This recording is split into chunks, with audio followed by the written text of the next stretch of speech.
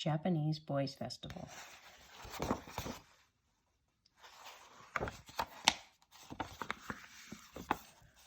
"Mom," Kenji shouted, "come outside. There are great big fish flying in our front yard." Kenji raced out the door to get a closer look. A tall bamboo pole stood in the front yard. It had 2 paper fish attached to it. Wind blew in through the mouths of the fish. The fish swelled out so they looked real. They wiggled back and forth as if swimming in the air. Kenji's mother and father and his little brother Hiroshi followed him outside. "Those are carp," Kenji's father said. "Carp are strong and brave. They can swim against the current and even fight their way up a waterfall." "I remember," said Kenji. "Today is May 5th, Boys Festival and Kite Day." "That's right," said Kenji's mother. "The top fish is for you, Kenji, and the bottom one is for you, Hiroshi. We put up the carp to honor our sons and to encourage them to be brave and strong like the carp." "Why is Kenji's fish bigger than mine?" Hiroshi asked. "Because he's older," their father explained. "Come inside," he added, "and see what else we have." On some special shelves in the living room, Kenji's mother and father had put swords, spears, and figures of warriors. "Wow," said Kenji as he admired the miniature armor. "These are great." "Can I play with them?" asked Hiroshi. Kenji rolled his eyes. His mother explained, "Hiroshi, these aren't playthings. These are special keepsakes to remind us of important values like courage and strength." "Now hurry and get ready," said Kenji's father. "There's a festival at the community center." Lots of people were already at the community center when Kenji and his family arrived. There were many booths with games to play and places to buy souvenirs. Kenji bought a plastic sword and pretended to be a samurai warrior. "Hey, Kenji," his friends called out when they saw him. "Let's have a battle." Kenji and his friends pretended to fight fiercely. "Can I play too?" Hiroshi asked. "Why do you always want to tag along after me?" Kenji said with a scowl, but he let Hiroshi join them. Kenji played for a while with his friends. "Someday I will have lots of adventures like these," he said to Hiroshi. Kenji and Hiroshi passed a booth selling food, and Kenji bought some sweet rice cakes wrapped in oak leaves. He gave one to Hiroshi. This is good," Hiroshi said as he took a big bite. But at that moment, he dropped the rest of the cake on the ground. Hiroshi started to cry.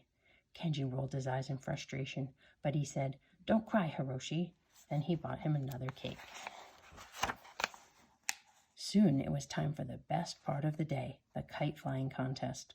Lots of people were gathered in the baseball field next to the community center. Kenji and Hiroshi tried to find a spot where they could see, but some bigger boys pushed in front of them. One of them bumped into Hiroshi, knocking him to the ground. "Help me!" Hiroshi cried. It looked as if he might be stepped on by the crowd.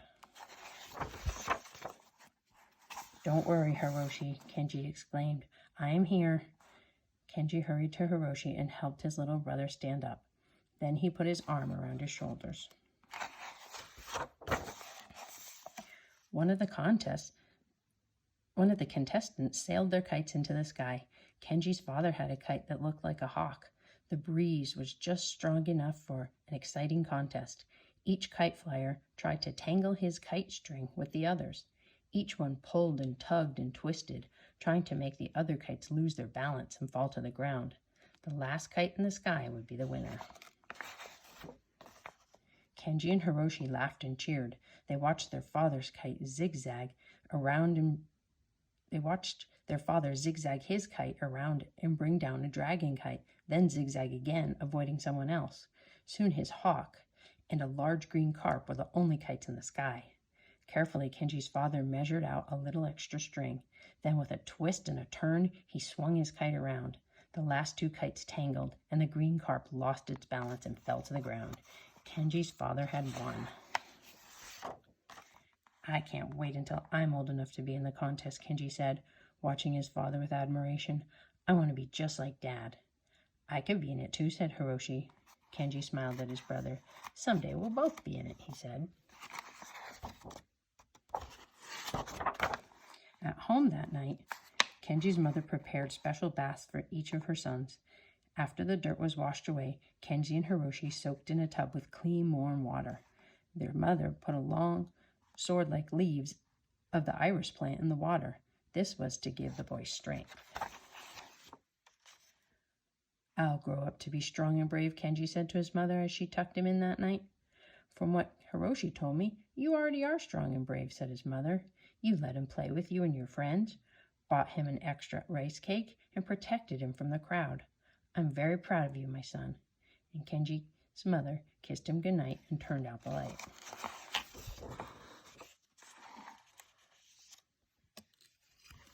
Here's some directions of how to make a carp kite. Carp streamers are the traditional display on Boys Festival. Here's one way to make them.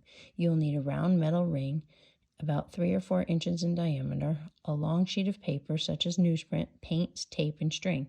Cut a sheet of paper about 1 foot wide and 2 feet long. Roll the paper into a tube with the same diameter as the metal ring. The edges should overlap slightly. Cut away any extra. After you've cut the paper to fit the ring, flatten the paper again and paint a carp on it. You may prefer to use crayons or markers. Use the pictures of carp in this book. After the paint has dried, roll the paper carp back into the tube shape and tape the edges.